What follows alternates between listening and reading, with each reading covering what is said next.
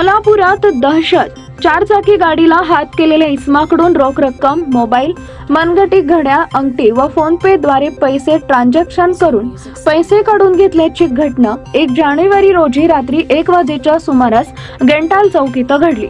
या प्रकरणी सिद्धाराम धोंडप्पा बरगुडे वय वर्ष 49 राहणार संतोष माळी यांच्या घरात भाड्यानं माळीनगर यांनी MIDC पोलीस ठाण्यात फिर्याद दाखल केली आहे।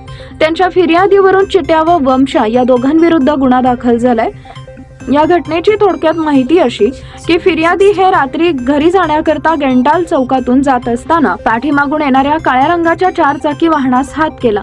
त्यावेळी ती कार थांबली व त्या गाडीत अंदाजे 21 ते 25 वय असलेल्या वरील 2 इसम होते। ते एकमेकांच्या नावानं हाक मारून त्यातील एकानं फिर्यादीस मारहाण करून जबरदस्तीने वरील मुद्देमाल काढून घेतला व मोबाईल मधून ऑनलाईन ट्रान्झॅक्शन द्वारे पैसे काढून घेतले असं फिर्यादीत नमूद आहे। पुढील तपास सहाय्यक पोलीस निरीक्षक चंदन शिवे करत आहेत।